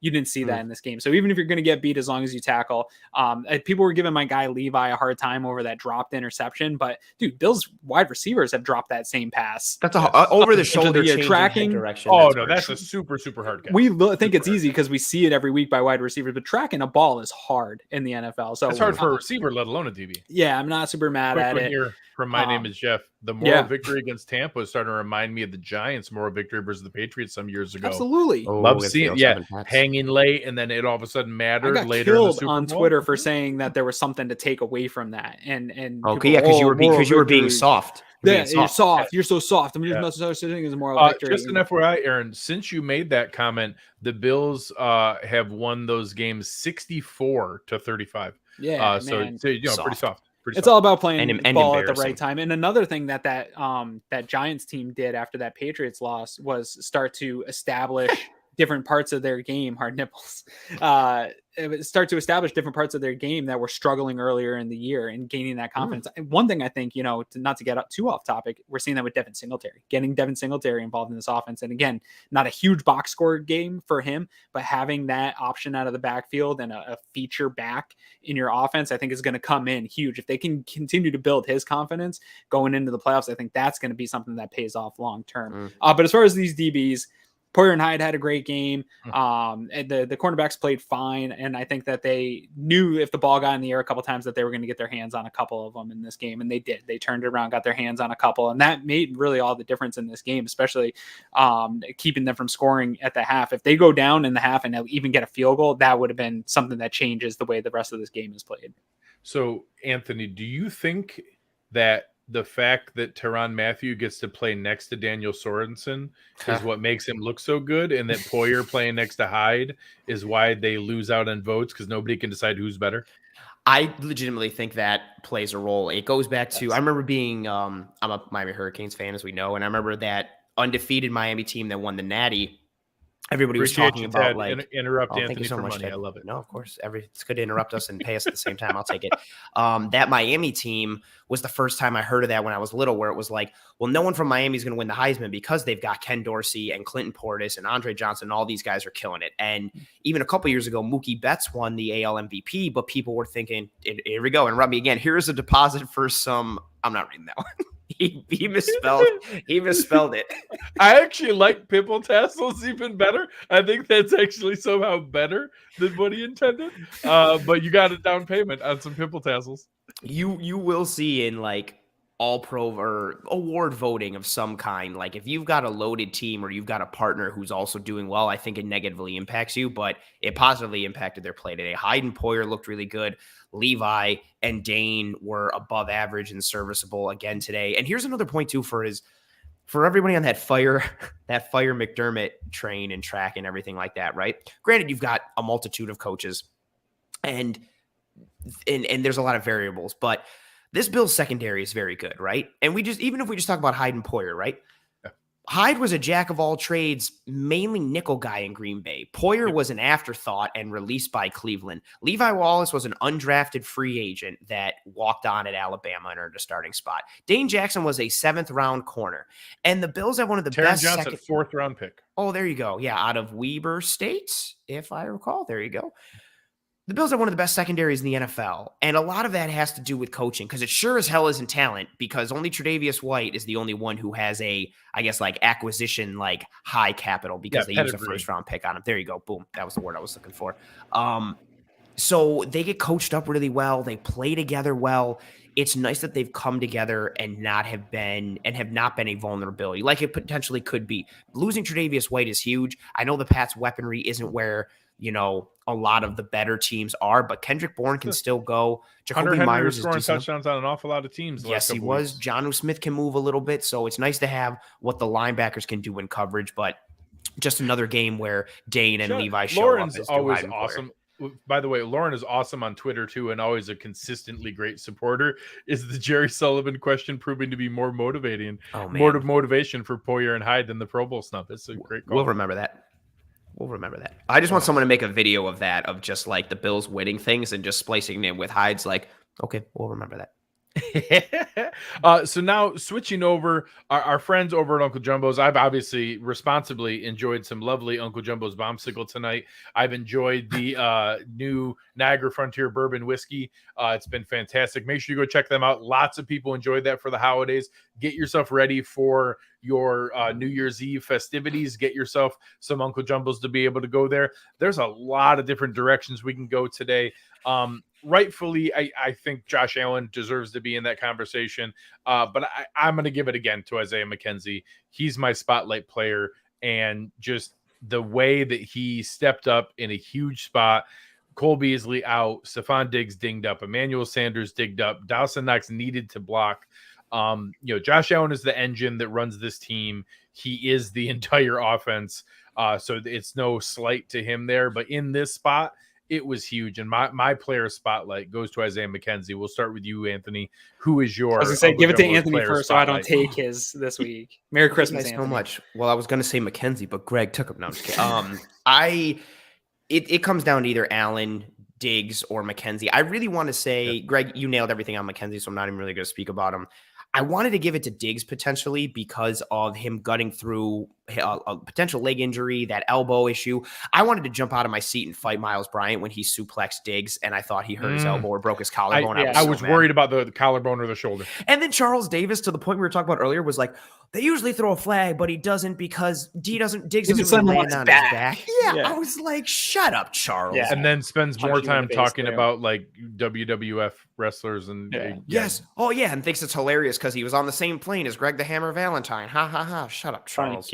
No one cares about Greg the Hammer. I wanted to say Diggs because he made some big plays, big catches, beat man coverage, zone coverage, got the better of JC Jackson, who's a good corner. But I think he's better than good. I think he's a top 5, top 10 corner in the league. That's fair. Really, except good for when he plays Diggs. Yeah. Well, honestly, Diggs has owned him over the years, and he shuts down other people. And if you're like thinking about players after the game, how potentially sick is J.C. Jackson because he didn't pick that ball off, and then the Bills went down and scored a touchdown? He might be really upset there. I'm going to keep him up for this one. Douglas Masters with an amazing one here. Today was Bill Belichick's 392nd game with the New England Patriots, and the first time his defense has not forced a single punt. Douglas, tweet that, and I'll retweet that. Yes, I will retweet the crap out of that. We need to get all on that. That's solid. And you know what? So that leads me to who my player was, not even for the sake of argument's sake or trying to pull out something different. Hashtag shut up, Charles. That's really funny. It's Josh Allen for me. I think it usually is going to be Josh Allen when the Bills do really well like that, but I have to give it to him. I know normally we like to pick somebody else out instead, but he made plays when he needed to, in structure, out of structure, with his legs, athleticism, toughness, strength, all of it. I don't have anyone else that can possibly surpass Josh Allen. He is the straw that stirs the drink. He is the engine for everyone else. A really strong game for him from him today, and one that we absolutely needed to have from him. And he did it in a variety of ways, in a variety of spots on the field, against a variety of looks, against a very good defense. Josh Allen for me, hands down. I am going to throw a little bit of a curveball to the player of the game, and I'm going to go away from the semantics of the title, and I'm going to go with Sean McDermott. I'm going to give the spotlight to Sean McDermott tonight. Sean McDermott did have that one interception, though. He played good. One thing that bothered me about the broadcast was every time they made an aggressive call, they were like, oh, this is the nature of the Buffalo Bills. This is who they are. When if you actually watch the Buffalo Bills, Sean McDermott changed some of his, like, he's been fine in terms of comparison to the league. He's been fine. Yes, we've tried to explain the relative comparison, and I brought that up a lot. Like, hey, I know McDermott seems conservative. Honestly, he's less conservative than other coaches. Yes. He's still conservative by nature. He's but in not today's game, Brandon Staley over in the Chargers. This was a personal game for Sean McDermott from the post-game press conference of that last one, and him not being willing to give Bill Belichick any credit and talking about how his team beat themselves and how we'll be ready for this the next time. They still went out and did what they had to do over the last couple of weeks until they went on to play the Patriots. And so they didn't let that game get too much of them. But when it came time for this game, he had his team ready. He had a good game plan. A lot of wrenches thrown in this week with Gabe Davis being out. You had Cole Beasley out. That throws in some big wrenches. Offensive line shifting, focusing around. That again messed up. Coaches being out in this game. We had 2 coaches that weren't able to be a part of this game. They handled it all. They kept the noise internal. He motivated his players, put together a great game plan, went into a difficult place to play, and almost dominated. If you take one of those scores, you know, we can't take it away, but it was close to a dominating victory as you get going into Foxborough and playing a Bill Belichick team. So my hat's off to Sean McDermott. He made all the right calls, in my opinion, in this game. He coached with passion. He got these guys ready for this game, and he upped Belichick. He had a better performance than the greatest coach of all time. Yeah, he out-coached Bill Belichick today. And you know, I think that can take us right into our coaching segment here. We'll be able to go through, and you know, it's a situation where, you know, pick what it was. I think there was a weird window where they got almost all of the penalties all at once. Otherwise, it was really clean. And then all of a sudden had one weird segment where like 4 out of the 5 Milano penalty all right in a row. A little weird there, and then the scrum that happened. But super disciplined. Great game plan, especially being short multiple position coaches and a coordinator. The 4 fourth down decisions, the 2-point conversion decision. I will say, I know it's different when you're leading versus when you're behind. I didn't love some of the timeout usage today. I'm okay with, hey, if you're in a bad spot, don't, you know, it's better to call a timeout than to give up a score or to I got be killed ready for saying I was okay with that one timeout at the goal line because everyone's like, well, they were going to score anyway, which I get. You don't know. It did feel that way as a fan. They've had goal line stands. Yeah, absolutely. And they, the defense was running around super confused. Guys were looking at each other, holding up, like, no, we knew what to do. You get a timeout there and you get the right play because you don't know what's going to happen on that next snap. They fumble the snap and we end up with it. Like, you get the right play in there. I'll never knock a coach for his team being confused and you taking the timeout to get that confusion gone. Yeah, and I will say, for some reason, there's some narrative out there that the Bills' time management and timeout usage is a negative. They are by far they're one of the most efficient teams.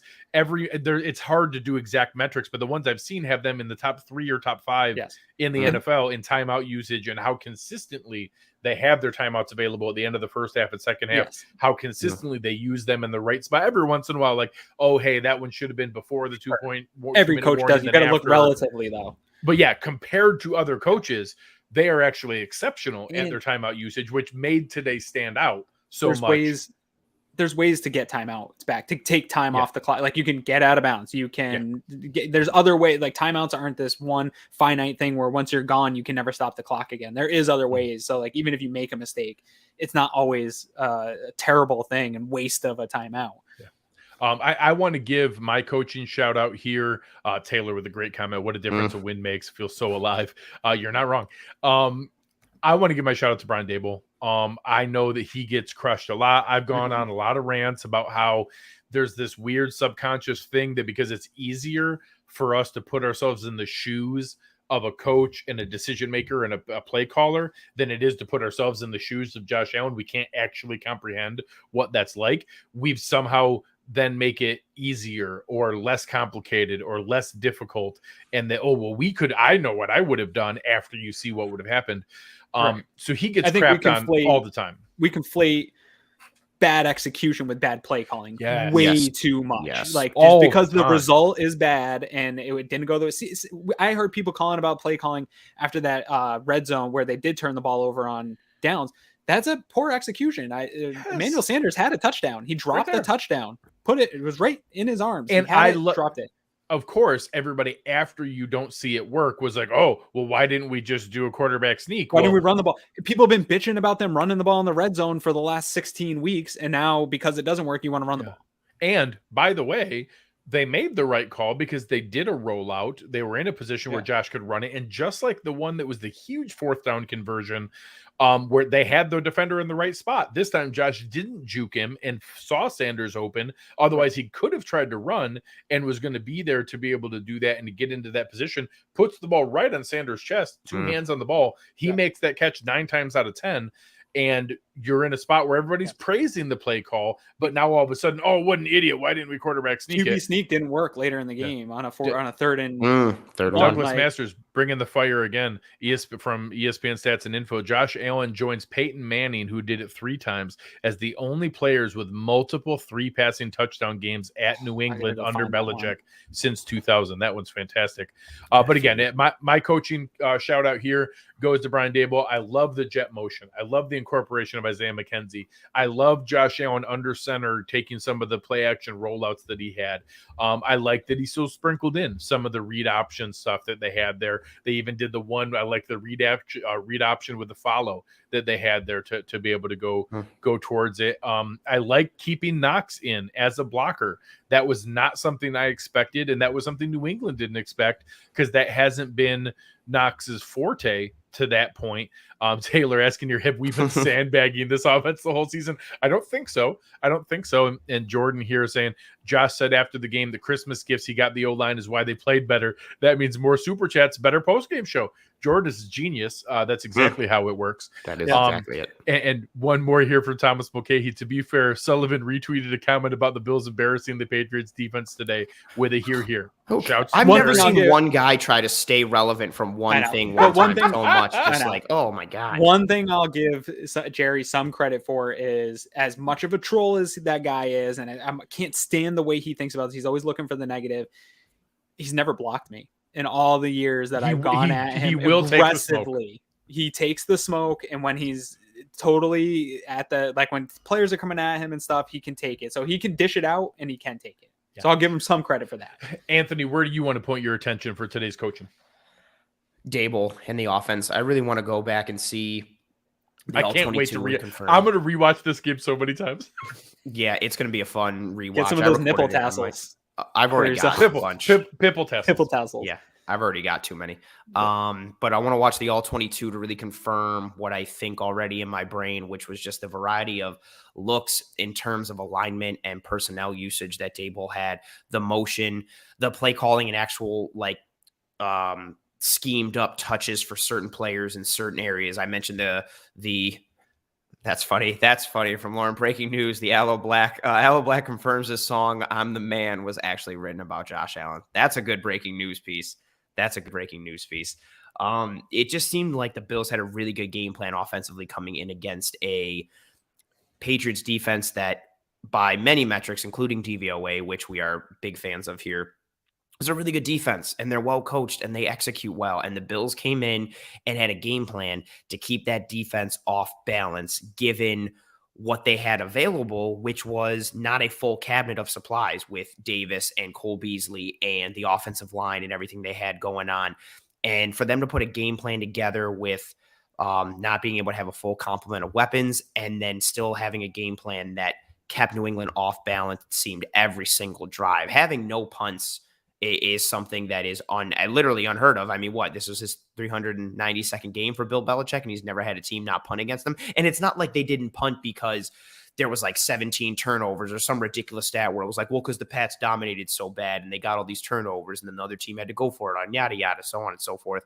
I thought it was a very well called game from Dable, which is, again, we started to see this in the back half of the year. He's had a lot of good play design in situational moments, 3rd and 4th downs, and against certain teams to take advantage of certain looks. I think a lot of it started with that first game against the Jets, having personnel and formations that made the Jets bring another safety down around the line of scrimmage. And then the Bills took advantage of that and really worked that intermediate part of the field against the Jets. We've seen better game plans from Daboll week in and week out, along with the play calling. And I think it just ties in perfectly with Aaron's point earlier of people conflate poor execution with poor play calling, because it's an easier thing just to be like, well, that was a horrible play call, because it's harder to recognize the nuance of what actually was going on in the play and what was supposed to happen. So hats off to the coaching staff as a whole. I like McDermott's ownership of everything and mindset going into this game, then in-game coaching. But the offensive game plan really stood out to me the most.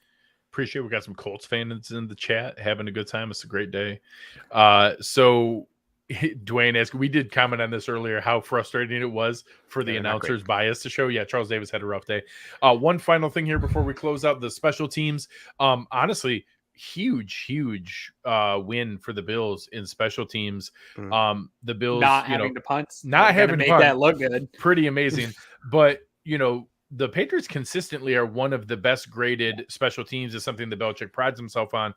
The Patriots had 2 kick returns at an average of 9.5 yards. The Bills had 2 kick returns at an average of 25 yards, including a 31-yarder for Stevenson.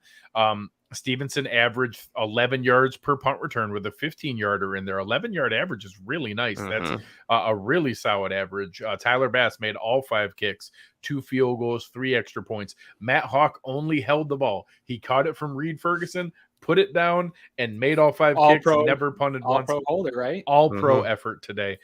So shout out to the special teams, especially their coordinator out in the situation going on there. So certainly happy with it to be able to see it. Anthony, give us your final thoughts here for the fans, what it felt like today, and how you're going to spend your victory week basking in the glory of it. I want to answer this question first that Rick asked. Did Anthony sit in the same position he did in the Tampa Bay comeback half? Actually, I was switching positions for Bills offense and Bills defense. It didn't seem to be working, so I was trying to do as many things as I can to figure out what needed to be done. But I legitimately was trying to do something, and obviously it worked. Obviously, me trying to do something was the reason. Let me add something to that real quick. Anyone who doesn't know, I have a wonderful, amazing, incredible son, Gregory, who is 5.5 years old. He has special needs. He is very sensory seeking. He is normally very distracting during games and wants to climb on me and jump and doesn't really understand why I'm not ready to wrestle like I normally am. During Aaron, your drive of the game, he came and started climbing on me, but they kept doing well. So I kept pulling him in and sitting him next to me and trying to hold him in there. Big, no, come on. They're doing good. Stay put. And I took a picture of him sitting with me during the game, kind of wrestling with my arm as we were going there. So yeah, I even tried to pull it in during when it was still a 1-score game, and my wife came into the room. She had been taking care of the kids and doing some other stuff, and she came into the room and was kind of watching. She's like, "Oh, it's close." And I was like, "If they start to drive, you need to get the F out of this room immediately." And I'm not even kidding to you at all. And she looked at me and she was like, okay. I get it. I like it. Everybody has to do their 111. You got to do your 111. You got to do your part. That's exactly. Do your part. And, good question. Good conversation. My biggest thing, how quickly things can change in the span of 3 weeks. It was all doom and gloom several weeks ago. And people thought, oh my God, we're done. And we have the worst run defense in the NFL. And how embarrassing is it that the Pats only threw 3 times? Those 6 quarters of the Pats game and the first half of the Buccaneers game to the second half of the Buccaneers game and these 10 quarters since then, night and day. It's wild how crazy things can be in this game. And I say that to allow everyone to have some perspective. When things are going great, they're usually not as great as you think they are. And when things are bad, they're usually not as bad as you think they are. Things are usually somewhere in the gray and that in between. And I think it's important to not lose sight of the flaws that this Bills team has and the weaknesses and the deficiencies that this Bills team has. But it's also very important to not lose sight of those same things in all the other teams that exist in the NFL, especially in the AFC. And these last several games of that back half of Tampa, Carolina today shows what happens when the Bills can play to their strengths and they're a tough out for anybody. And if the Bills win the division and they host a game in the playoffs, I think it increases their odds of potentially going to a Super Bowl. Everybody's got warts. Everybody's got flaws. This Bills team is good. We are starting, as Aaron has mentioned, a thing that always stuck in my brain. It was like last year. I remember Aaron saying it like, oh, I don't want to be a good team in September and October. Like, I want to be a really great team in like November and December. And the Bills are starting to round into that form. You get hot at the right time. You never know what can happen. Today was a huge win. One of the biggest regular season games in a long time. It would have hurt the playoff odds statistically, and it would have hurt this team and this fan base mentally had the Bills lost today. Instead, we're sitting here controlling our own destiny, and that's a pretty good thing. Yeah, controlling the destiny is really important in my opinion, because what my only concern coming out of this is there's so much physical, emotional, everything going at and getting the win in Foxborough. You get that big monkey off your back. You work so hard to get a win like this. There's still some work to be done here. And this is a flawed team, and it's a weird year. We're talking about the Texans, being the Chargers. Like, this is a weird year. We've seen the Bills lose to the Jaguars. Maintaining this momentum, keeping this going is so important. It's vital to whether or not this team can go on to have success. In my opinion, you have to rattle off 3 of these wins in a row and take those wins going into the playoffs. And while you're doing it, building up confidence in guys like Isaiah McKenzie, Devin Singletary in this defense, in the defensive line, getting some pressures. If you can take that type of momentum and bring it into the playoffs, this Bills team can beat anybody in the league. That's the beauty of the NFL. It's one and done. There's no 7-game series. There's no 5-game series, nothing like that. It's one and done. If you bring some momentum into the playoffs, get hot at the right time, they can repeat the type of success that the Tampa Bay Buccaneers had. We draw conclusions to that team when they were both at 7-6, at that point in the season. They can do that, but it starts with taking care of the business that they have in front of them. I think they should win both of these games. That doesn't seem to matter right now in this 2021 NFL season of should you win the games. You have to go out there and do it. So I hope that they can, celebrate that 24-hour window that we hear them talk about so much. Do it, get on with it, and go out and pound the Jets and pound the Falcons. Don't even leave any bit of doubt and take that momentum into the playoffs. I don't care where the seeding is. I'll play anybody anywhere in this AFC, and I think that this Bills team can win. But if you're not hot going in, it's not going to matter. Love that. Couldn't agree more. Our man Clifford again here. Really appreciate you. You pick up, myself and Gregory was very special, and the Bills are squarely in the picture to win it all. Such a great day. I don't know how many times I've said it in these weeks. All options are on the table, and I've tried to explain that we saw this potential. Unfortunately and frustratingly, it also meant the other things were on the table. That hey. We don't know. They could come out and gag away a game against a terrible team. We don't. Lone Wolf here. Yeah, he nailed it. Yep. Yeah, we lost to the Jags. Don't take Atlanta lightly. Absolutely, they have. The Chargers just lost to the Texans. Yes, anything can happen.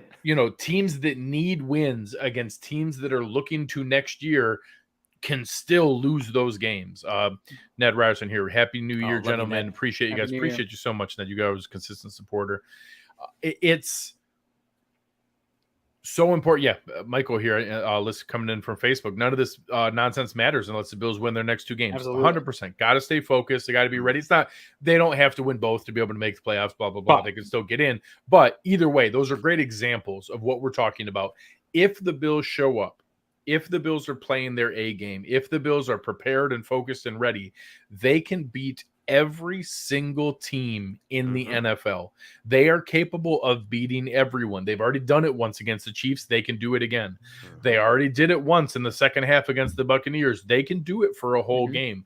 They can go against this Patriots team again. I know how rough and frustrating that Colts game was. They can absolutely beat them. I'm not afraid to play the Steelers again. I'm not afraid to play the Titans again. I'm not afraid to play the Chargers. Siri's not afraid. Siri wants you to tell us more. She wants to hear more about it.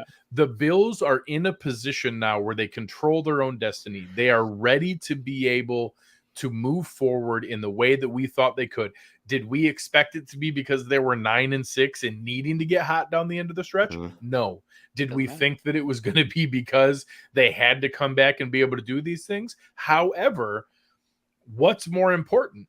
a 7-game winning streak for someone like the Patriots. I'll even pause here for stop, John. Merry Wow, Christmas man, to cover one. Old man Bills fan behind enemy lines in Miami Beach. Loves all that you do. Huge step up for Josh Allen today. Ryan Bates was a must play. Mackenzie Diggs feels so good. Thank John, you so you're much. always so Big great. shout to out us to and John, though. He's supportive. always a Love huge John, man. supporter. And honestly, without supporters like you guys, we cannot do this. Yeah, 100%. This is what makes it all possible. All the things that we do, and people don't maybe understand what that means.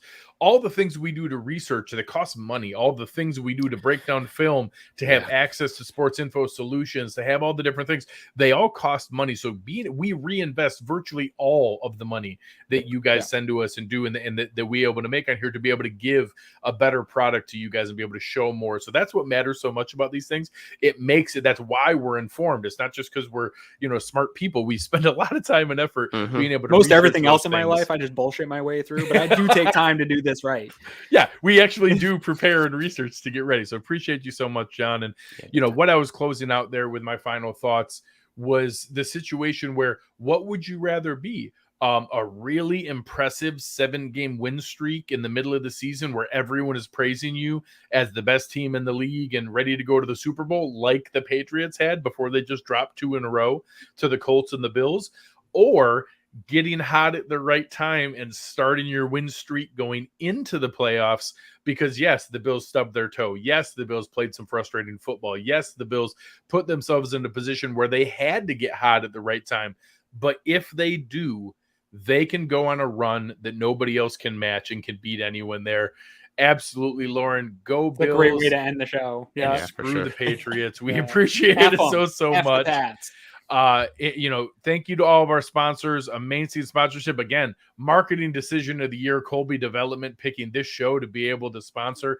Shouts out to them. West Her Auto Group, amazing for them. Our guys at Uncle Jumbo's, I enjoyed it very responsibly today and enjoyed it very much.